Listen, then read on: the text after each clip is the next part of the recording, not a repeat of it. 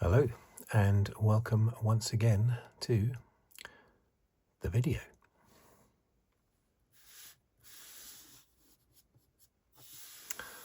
In this one I shall, as usual, be taking a look at the most recent Grand Prix in the 2026 Formula One World Championship.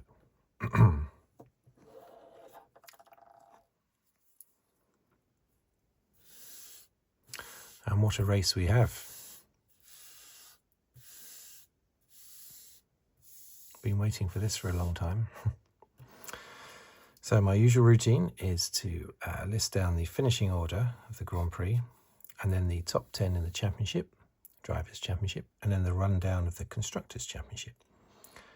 As you can see, we are joined by Lewis Hamilton's Ferrari SF25. They were called SF25, weren't they, I think? Yes, Scuderia Ferrari SF. The SF 2025 from last year. A 1:64 scale Barago model. Okay, so let's dive in, shall we? This was round 7. In Spain. So let's just dive in with the rundown, shall we? Let's go.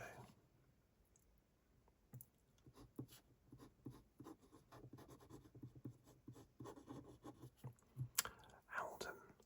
Let's make sure that you have to be in focus. You have to be in focus. There's no choice. There you go. Second, Russell. Third, Norris. Fourth was Verstappen. Yeah, Verstappen. Fifth, Piastri, and then we had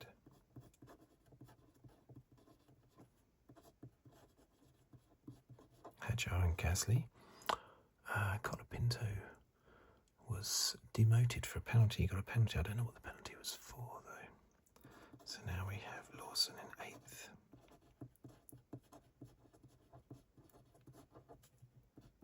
Lindblad in 9th, and then it's Colapinto.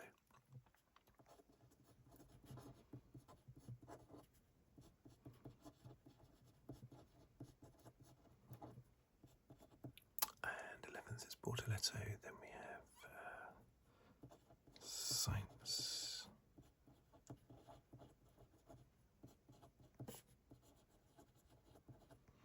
Ocon and Perez, and they were the only finishers.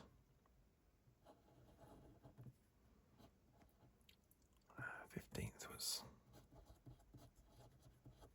Leclerc.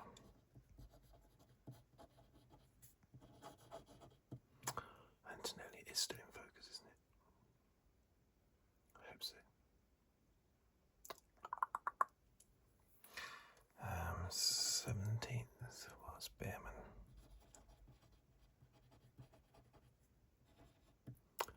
18th, Albon.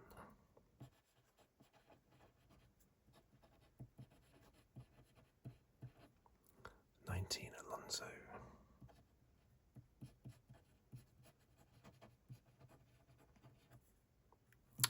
20, Hulkenberg. 21, Bottas.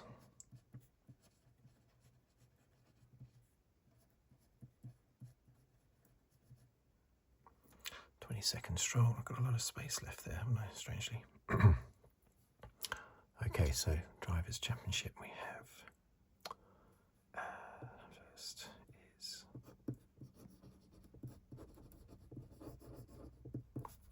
Antonelli in 156. Hamilton on 115.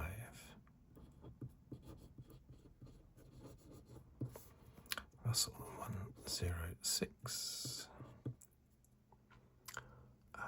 Leclerc 75. Then it's Norris 73. Piastri 68.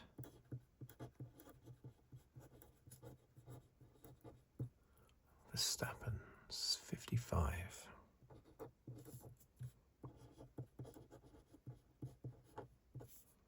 Gasly 41. Hadjar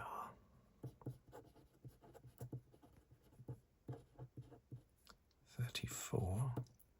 Lawson 28.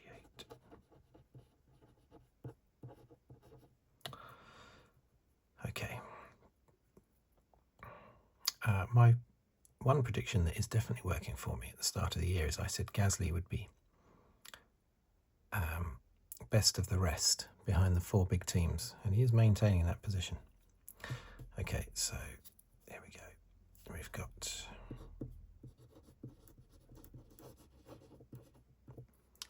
Mercedes 262.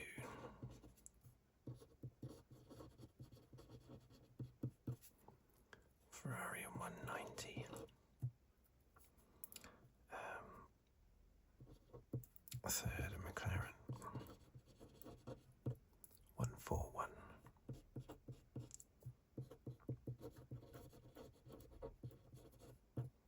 Red Bull 89.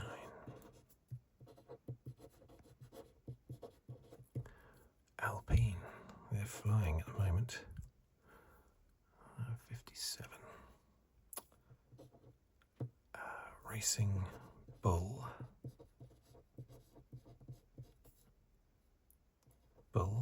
Racing Bull 41.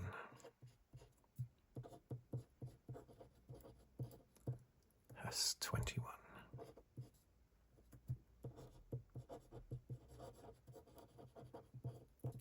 Williams 11. Audi 2.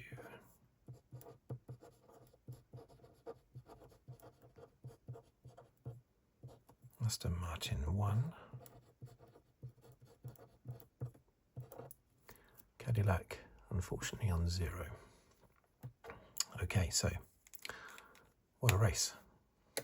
Well, it wasn't a tremendously exciting race necessarily. It certainly came alive later on. It was quite flat and uninteresting early doors, but let's just write down here.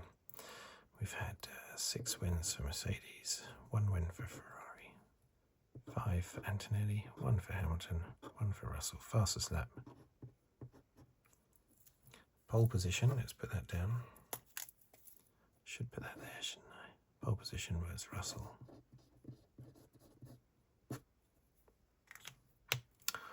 Okay, so let's just dive in. For starters, I have to say, Verstappen and Piastri were pretty much invisible the whole race. I barely noticed that they were there, really.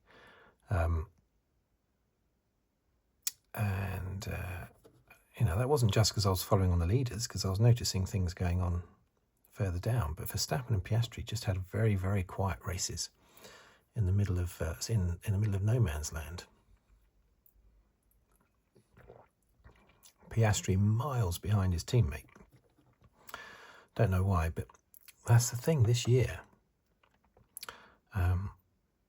Piastri has been, apart from Japan, has been very lackluster.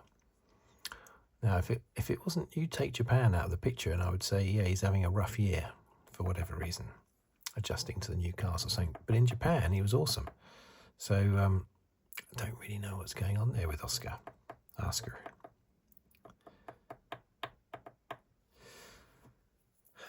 And Max, it's very strange because it was Canada and Miami, I think the Max Ball started to come alive.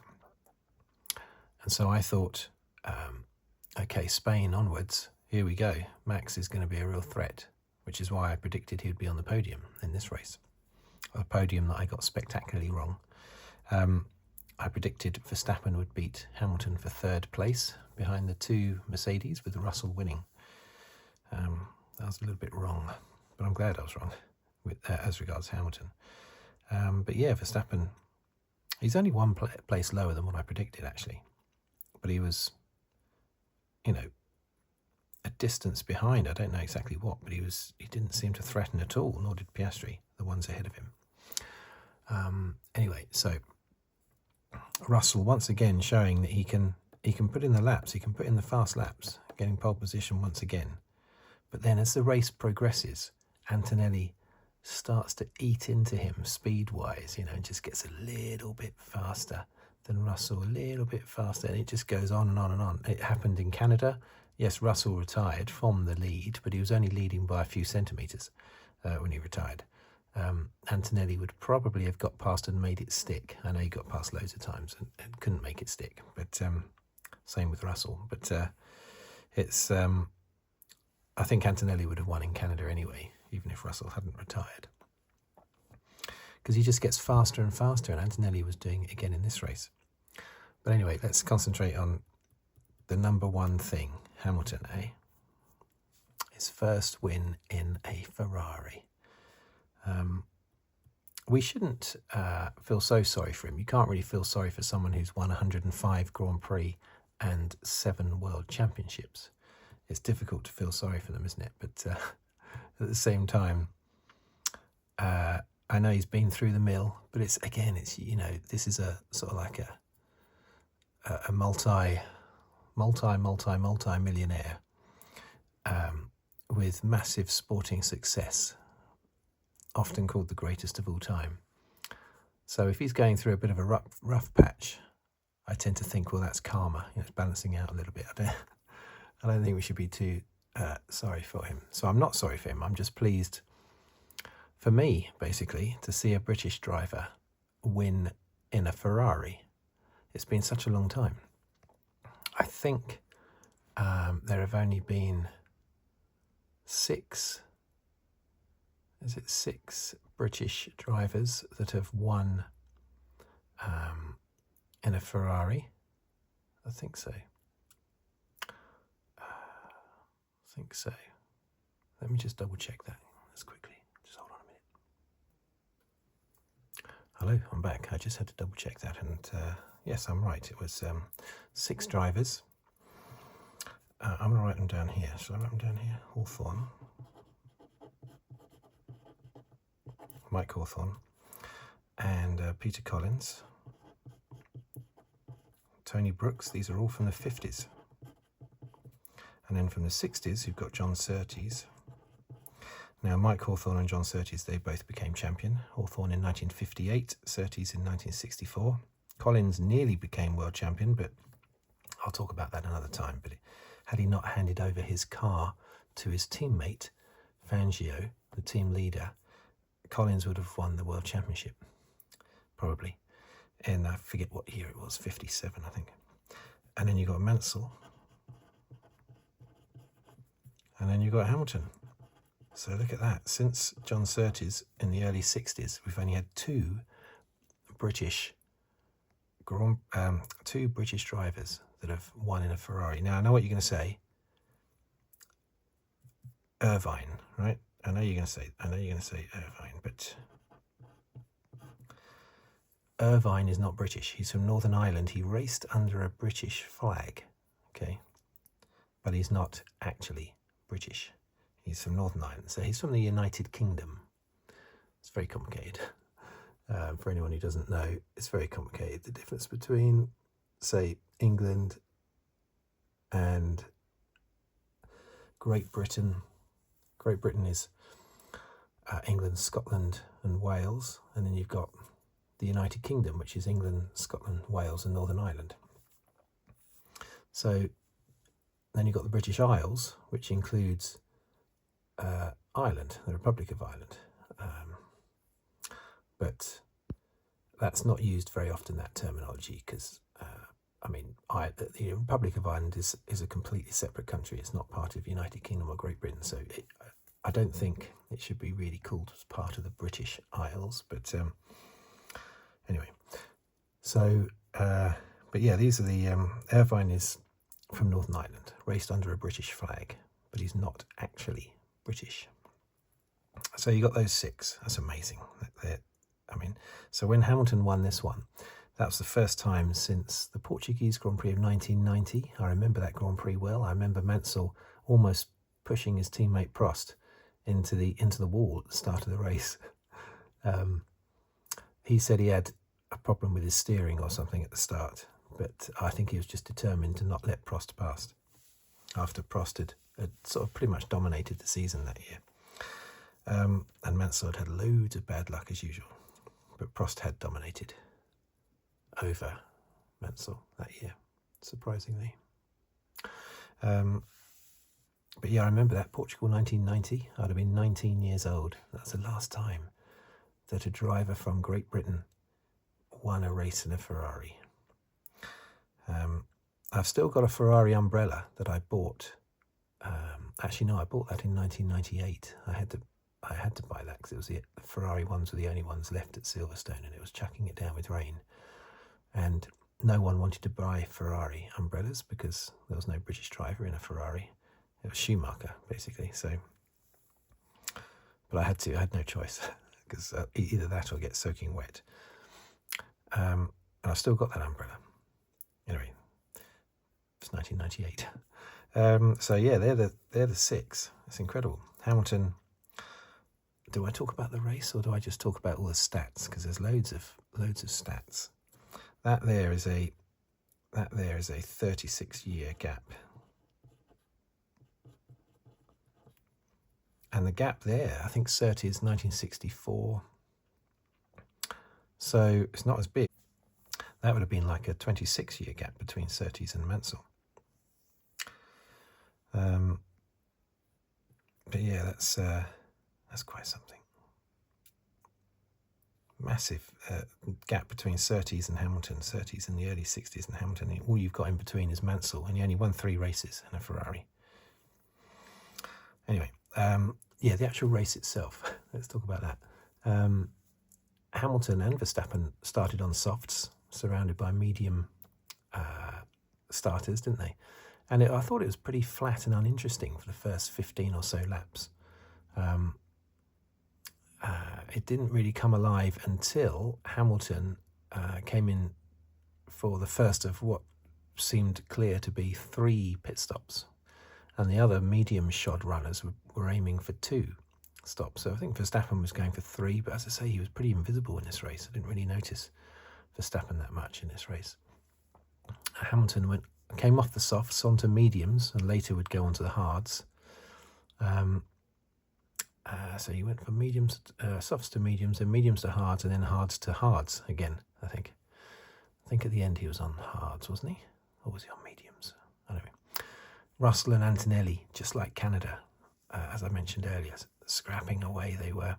Antonelli just getting a little bit faster as the race progressed. He just gets slightly quicker as the race goes on. I don't think Russell really changes. I don't think Russell gets slower. I think it's just that he gets slightly, Antonelli gets slightly faster, just winds it up, basically. That's a real pattern. Doesn't matter how far Antonelli is behind, you know that he's going to slowly reel in Russell. Russell doesn't seem to be able to do anything about it at the moment, I have to say. So I can't see now. I just after Monaco, I said that's it. I don't think Russell's going to win the championship anymore. I think it's going to be Antonelli.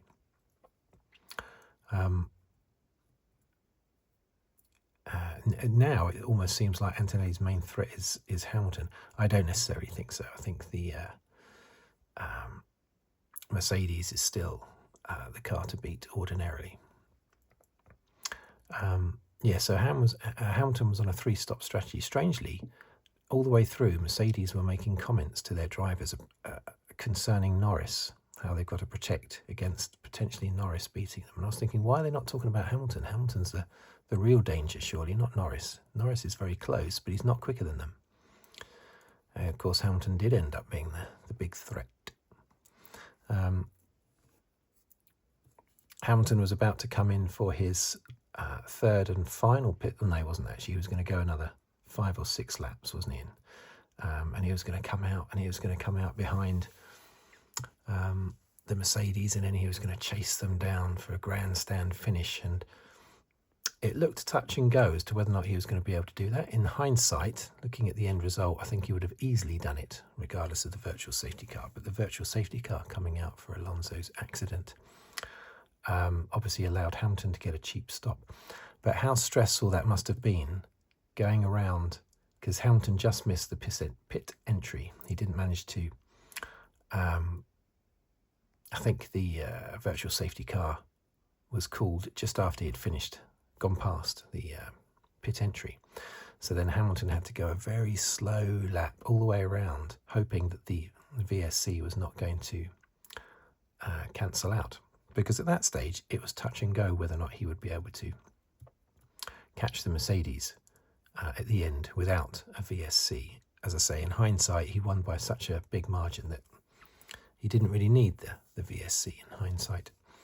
At the time, he didn't realise that, so that would have been a stressful lap going around, waiting to come in. Of course, what it did do, the good thing is that it gave him one less lap on that final set of tyres to have to do. So it benefited him in that regard, and of course the VSC stopped the instant Hamilton came out of the pits. Oh dear, that was close. But yeah, that must be extremely painful doing that.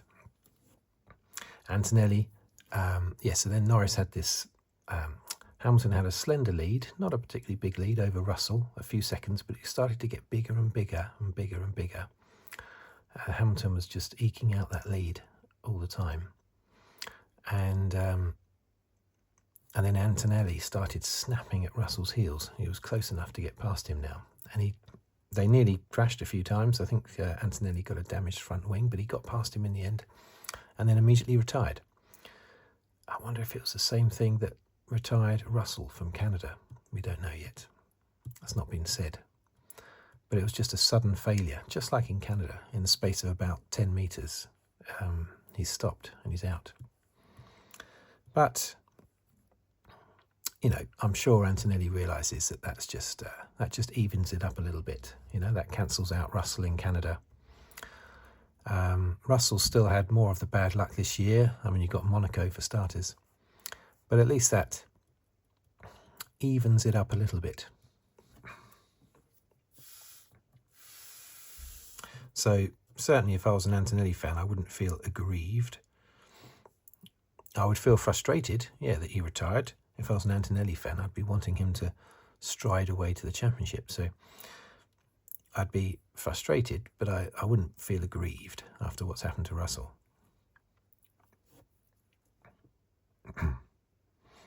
But yeah, Antonelli, he is ruthless, how he just... I assume he's not doing it deliberately, but he just gets a little bit quicker every passing lap. He just gets a bit quicker, a bit quicker, a bit quicker, a bit quicker.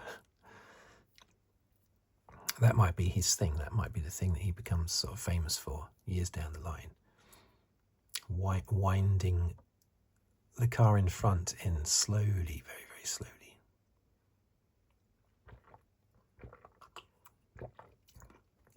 Time for another statistic. First time since 1968. Now, I didn't know this stat.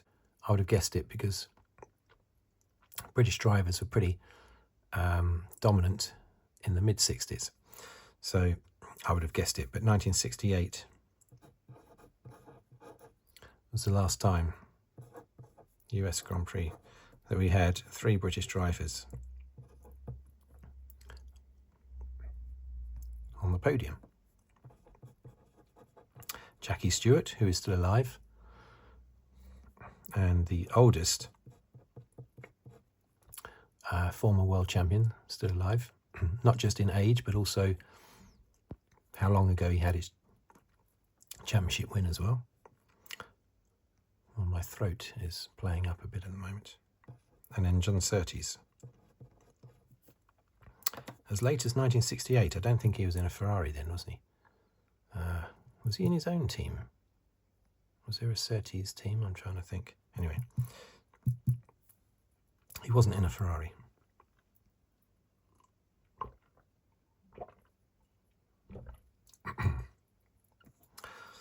But the stat that I did know off the top of my head was the last time that we had 3 from any country on the podium. And that was as long ago as 1983, which I've mentioned in a previous video, actually. San Marino Grand Prix. Who were those three? Fortunately, I've written them down because I forgot the order. I knew the three drivers, but I forgot the order. Well, I knew Torbay won. I wasn't sure on first and which order second and third was, but it was Alain Prost in second, René Arnoux in third. That was the last time that we had a podium made up of one country. That's amazing. As long ago as 1983. I would have watched that race. I'd have been 12 years old, but I would have watched that race. I was into it back then.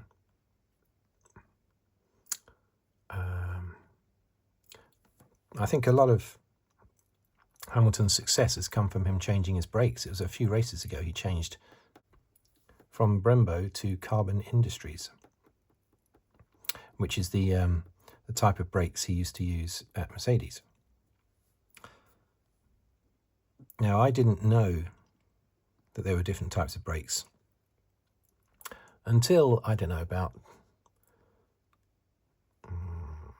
10 years ago, 7, 8, 9 years, something like that, when Hamilton was having issues. And Hamilton was the most vocalized driver about what particular type of brakes he liked. And he couldn't cope with this type, but he could cope with that type. So that's why I know about these different types of brakes, because of Hamilton. He's seems to be, more than any other driver, seems to be quite fussy, if you like. Although Leclerc has now followed him and gone from Brembos to Carbon Industries as well. Let's have another drink.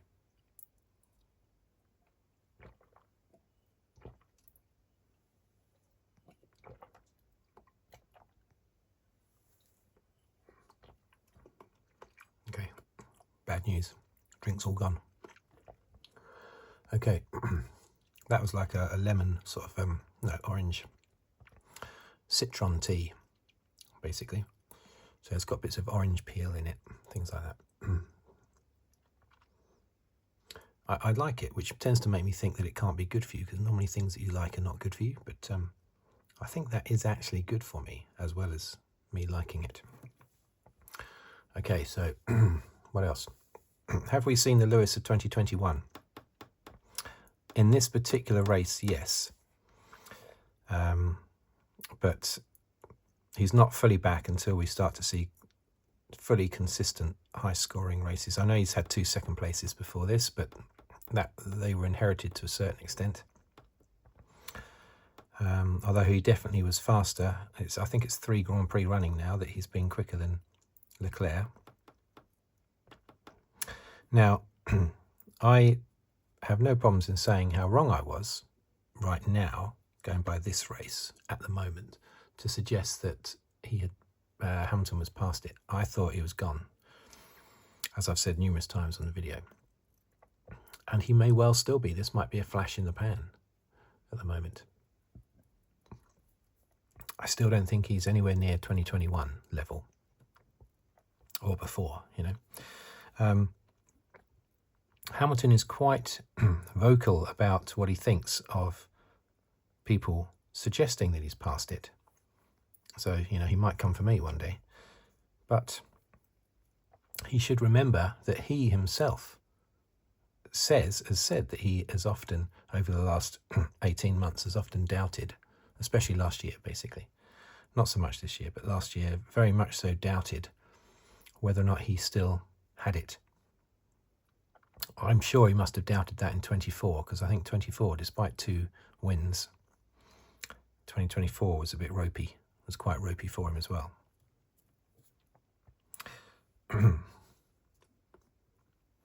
So he can't really criticise people for thinking he's past it when all they're doing is agreeing with him. I'm just agreeing with Lewis. I'm saying, yeah, you're right, Lewis. I think you're past it. I was just agreeing with him, that's all. He seems to get particularly angry with former drivers because I suppose he thinks they should know better. Whereas, you know, in my case, I'm just an ignorant viewer, so I shouldn't necessarily know better. But a former driver should know better and should recognise that Hamilton is not past it. But you remember in China, the sprint race last year, after he won it, he said, there you go, this silences all my critics. That after Australia, he'd only had one race in a Ferrari, but already he was having critics. And he said, this will silence all the critics after Australia. He said, I was, past it now. This will silence them. But again, it was a flash in the pan, wasn't it? It silenced them on that particular day, but they started up again from the next day onwards.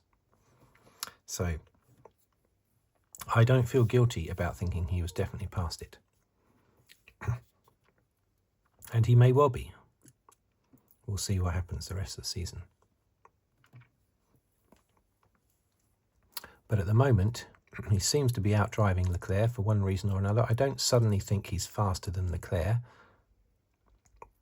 I think Leclerc may well just simply have his own issues, either with confidence or with just a bad run of luck. Or was it in Miami where he suddenly went all over the place at the end of the race and spun around and smashed the ball around like he... it was like he was playing pinball with his Ferrari all of a sudden. Was that the end of Miami? If it was, it's ever since then, basically, isn't it? He's sort of gone bad, if you like. He's Breaking Bad ever since then.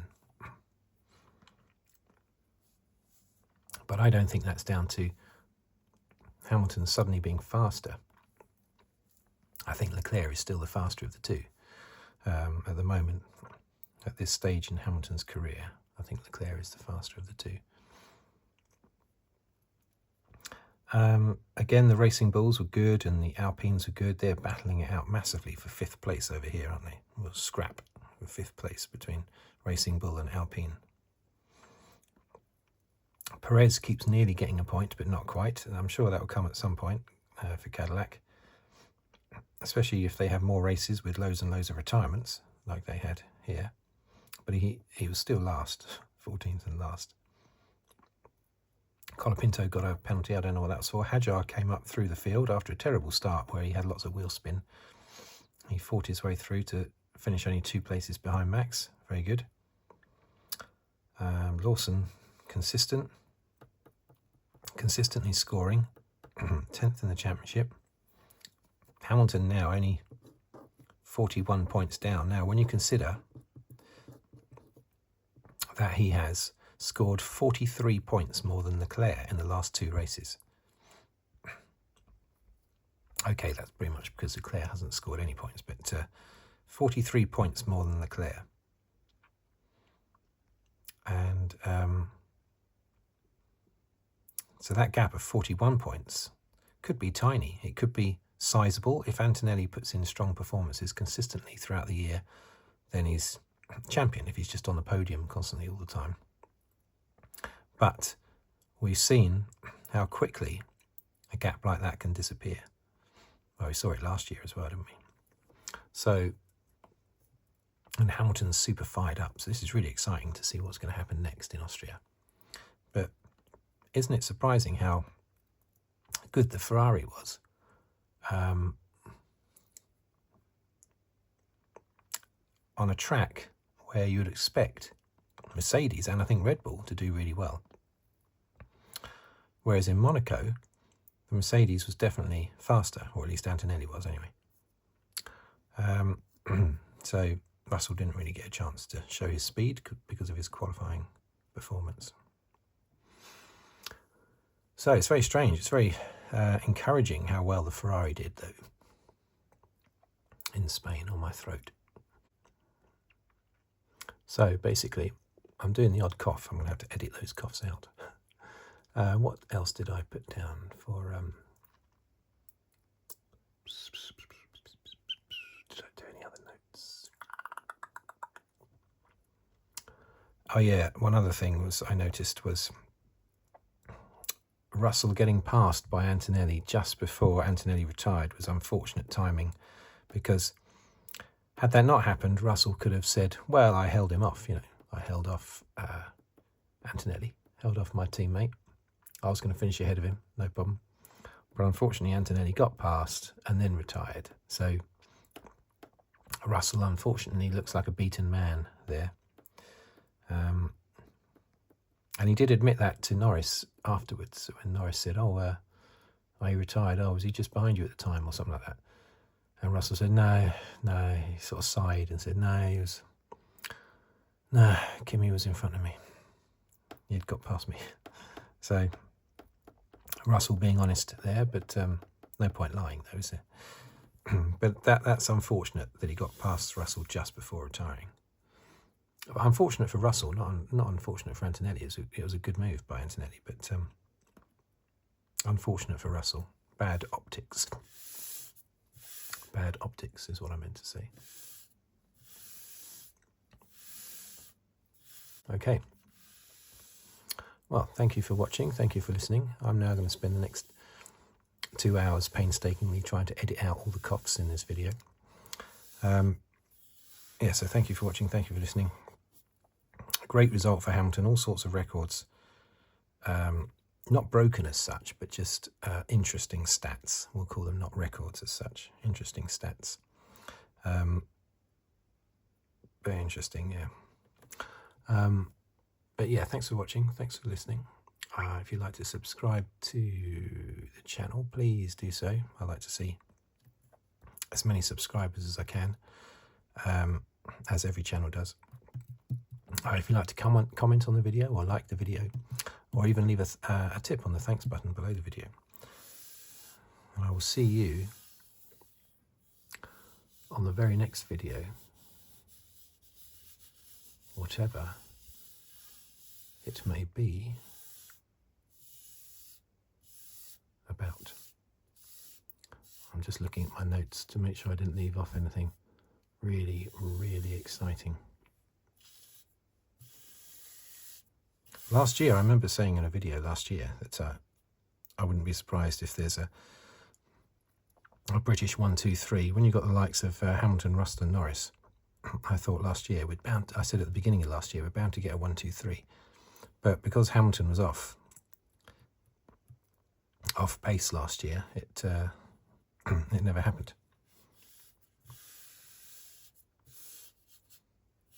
We nearly had one in 1995. Australian Grand Prix of 1995. I think it would have been Damon Hill, Martin Brundle and Johnny Herbert. I remember that last race of the season. And at one point they were first, second and third. But it didn't last long. And then I think Johnny Herbert retired or something. Anyway, goodbye. And once again, thank you for watching. See you next time.